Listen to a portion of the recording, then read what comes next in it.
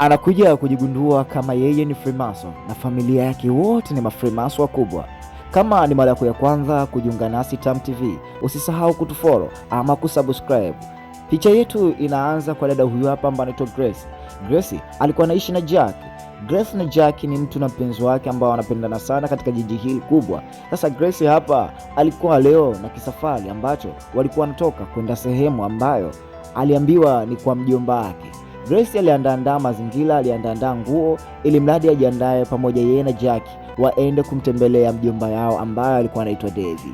Grace kwenye kupanga kwa furaha na bashasha kwa sababu leo kwa muda mwingi ambao aliachana na familia yake na leo walipanga watoke na huyu bwanake Jack.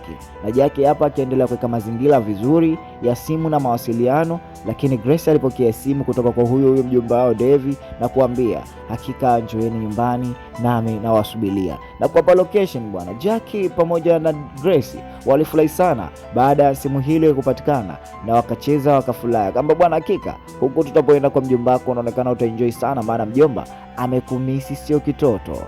Grace alipatwa furaha kubwa sana na aliendelea kupanga nguo, yani bila kuchelewa, na safari ikaanza. Wakaingia mzigoni bwana kuelekea nyumbani kwao huko kwenye location waliopewa na mjomba yao Davy.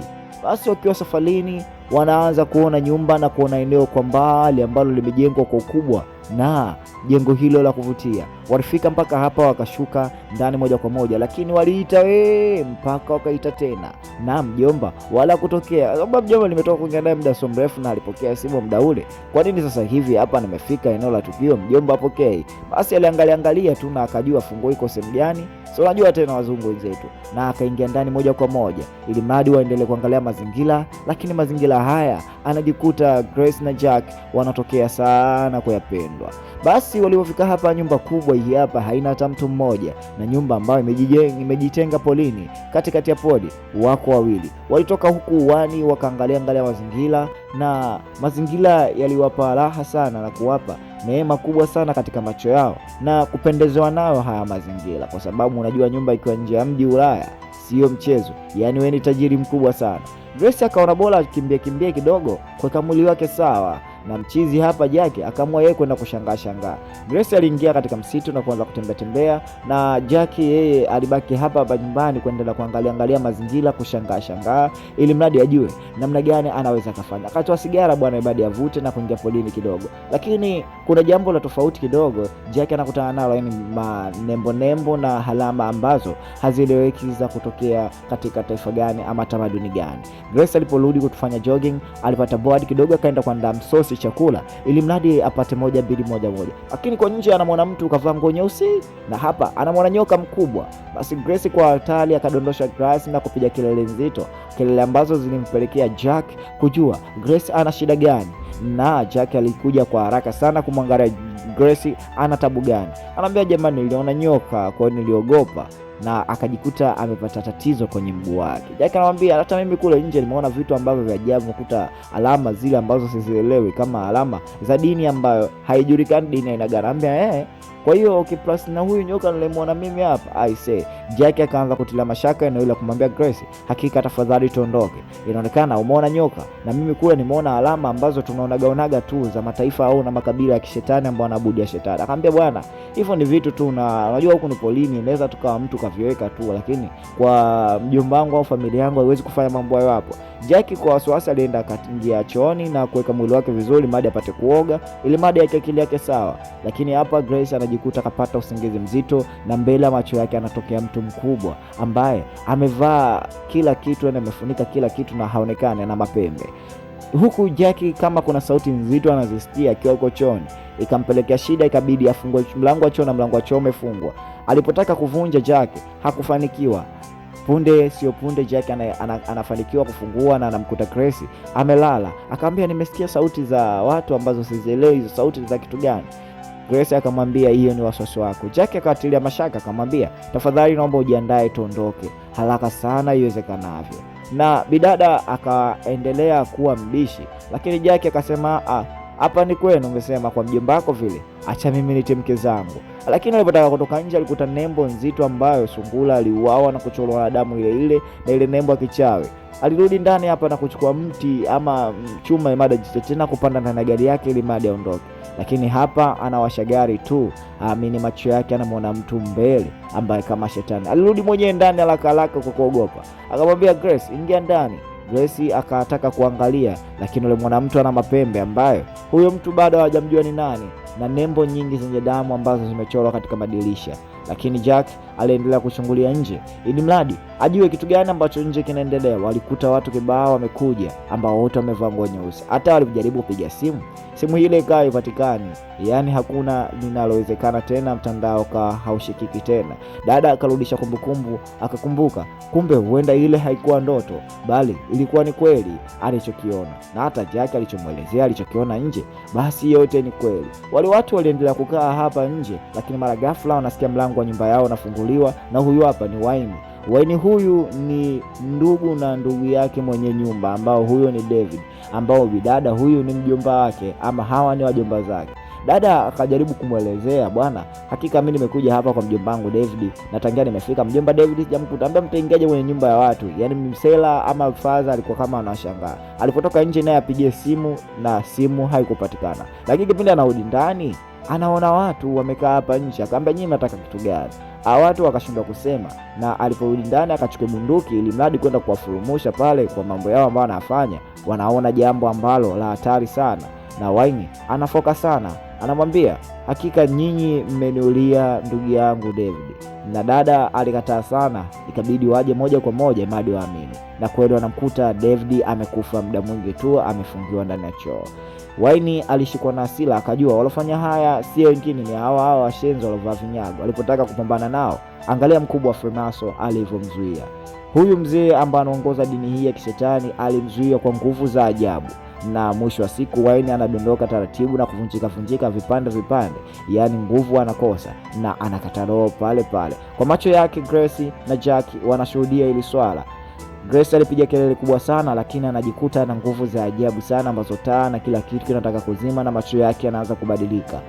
Kumbe Grace huwezekana naye akawa na mahusiano na hawa watu, na hata zile ibada ambazo nje zinaendelea Grace kwenye kichwa chake anaziona.